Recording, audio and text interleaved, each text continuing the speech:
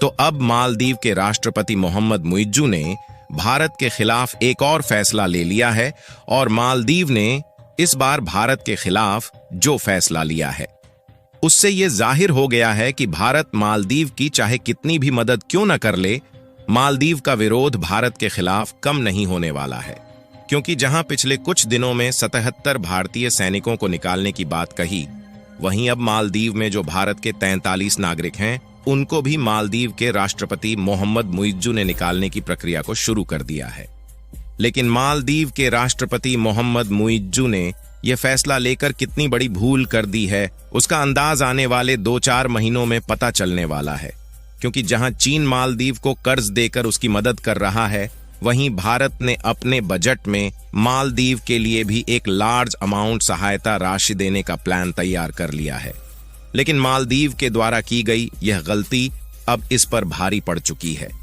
और मालदीव का भारत के खिलाफ जहर उगलना कम नहीं हुआ तो मालदीव को दी जाने वाली सहायता राशि को बंद किया जा सकता है। यही नहीं, भारत ने यूएई यानी कि संयुक्त अरब अमीरात के साथ मिलकर कुछ ऐसे फैसले लिए हैं जिससे मालदीव की अर्थव्यवस्था को एक बहुत बड़ा झटका लगने वाला है। पूरी अपडेट क्या है इस वीडियो में समझते हैं,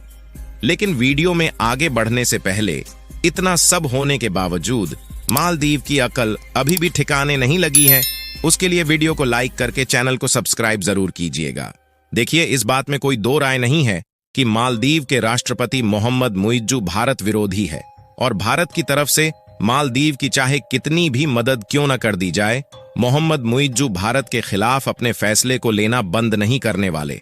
और हाल ही में मालदीव की तरफ से 43 भारतीय नागरिकों को निकालने की प्रक्रिया शुरू कर दी गई है और मालदीव के राष्ट्रपति का कहना है कि ये 43 भारतीय मालदीव में अवैध कारोबार कर रहे थे। भले ही मालदीव की तरफ से 43 भारतीयों को निकालने का फैसला ले लिया गया, लेकिन मालदीव के पास भारत को दिखाने के लिए कोई ठोस सबूत मौजूद नहीं है।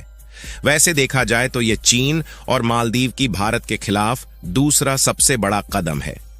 और अभी तक तो भारत की तरफ से मालदीव के ऊपर एक्शन लेने की प्रक्रिया शुरू नहीं हुई थी। लेकिन अब मालदीव के इतना सब कुछ करने के बाद भारत भी शांत नहीं रहने वाला और मालदीव ने जो गलती की है उसकी इस गलती की वजह से मालदीव की अर्थव्यवस्था की धज्जियां उड़ने वाली है। क्योंकि देखा जाए तो इस समय भारत के प्रधानमंत्री नरेंद्र मोदी यूएई के दौरे पर गए हुए हैं और यूएई में भारत से अपनी द्विपक्षीय व्यापार को बढ़ाने की बात की है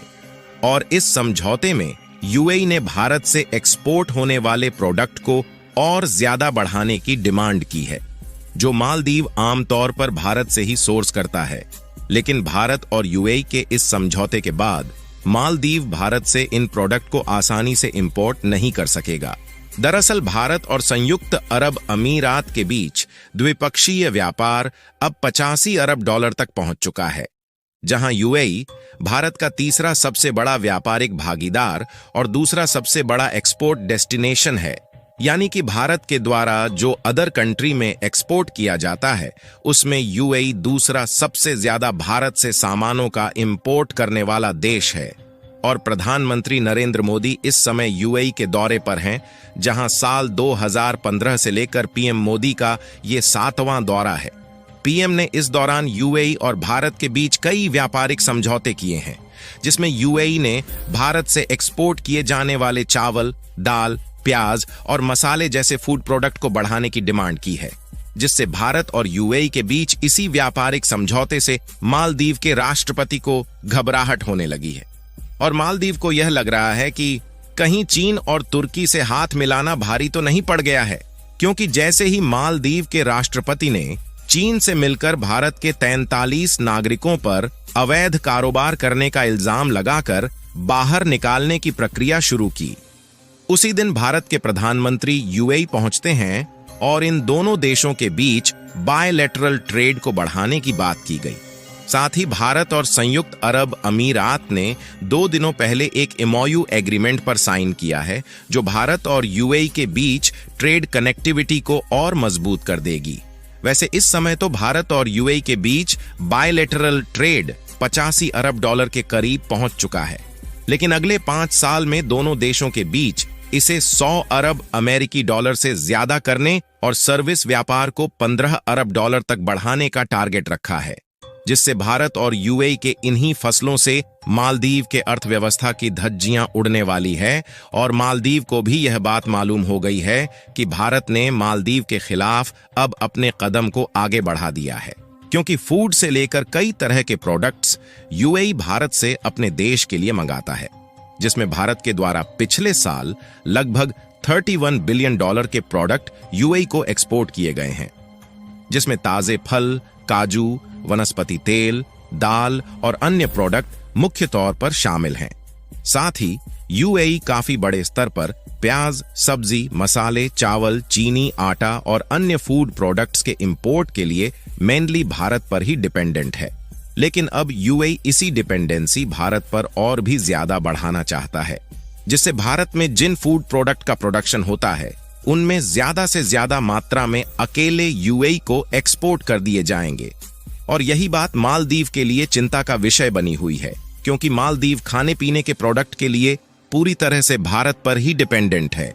हालांकि पिछले कुछ दिनों पहले मालदीव के राष्ट्रपति ने तुर्की के साथ अनाजों के इंपोर्ट के लिए समझौते किए थे, जहां से कुछ दिनों पहले खाने पीने की वस्तुओं का ट्रांसपोर्टेशन मालदीव में शुरू भी हो गया। लेकिन मालदीव को तुर्की से फूड प्रोडक्ट इंपोर्ट करने के लिए जो कास्ट से चुकानी पड़ रही है वह भारत की अपेक्षा लगभग 8 गुना ज्यादा है, जिससे मालदीव की अर्थव्यवस्था बिगड़ती चली जा रही है। इसीलिए मोहम्मद मुइज्जू नहीं चाहते कि भारत मालदीव को भेजे जाने वाले फूड प्रोडक्ट पर रोक लगाए। लेकिन मालदीव के राष्ट्रपति का चीन की गोद में बैठकर गलती करना अब उसकी अर्थव्यवस्था को बिगाड़ना शुरू कर चुकी है। और देखा जाए तो भारत के द्वारा मालदीव को टोटल फूड प्रोडक्ट का एक छोटा सा हिस्सा ही एक्सपोर्ट किया जाता है। लेकिन मालदीव की अर्थव्यवस्था को बनाए रखने में यही छोटा सा हिस्सा अपना बहुत बड़ा योगदान देता है। और मालदीव चाहकर भी चीन से फूड प्रोडक्ट के इंपोर्ट नहीं कर सकता, क्योंकि ऑलरेडी मालदीव ने तुर्की से अनाजों का इंपोर्ट करके सबक सीख लिया है। और अगर आप इस मैप में देखेंगे तो मालदीव के सबसे ज्यादा नजदीक केवल 2 ही देश हैं, जो कि श्रीलंका और भारत हैं। आपको बता दें कि मालदीव को छोड़कर जितने भी मुस्लिम देश हैं वह भारत के काफी अच्छे दोस्त रहे हैं, जिन्होंने जरूरत पड़ने पर भारत की बढ़ चढ़कर के मदद की है, जिसमें यूएई, सऊदी अरब और यहां तक कि कतर भी भारत का साथ देने के लिए तैयार है। और इसका अंदाजा आप इसी बात से लगा सकते हैं कि कतर ने जिन 8 भारतीय नेवी ऑफिसर को फांसी की सजा सुनाई थी उनको भी रिहा करके भारत भेज दिया गया है। बाकी जिस तरह से मालदीव को छोड़कर दुनिया के सभी मुस्लिम देश भारत का साथ दे रहे हैं, उससे आप मालदीव के लिए क्या कहना चाहेंगे? अपनी राय कमेंट में जरूर बताएं और इस वीडियो को एक लाइक जरूर कीजिए। साथ ही अपने मित्रों तक शेयर करें ताकि उन्हें भी जानकारी मिल सके। इसी तरह और भी नॉलेजेबल वीडियो देखने के लिए चैनल को सब्सक्राइब करके बेल नोटिफिकेशन को ऑल पर जरूर सेलेक्ट करें। जय श्री राम।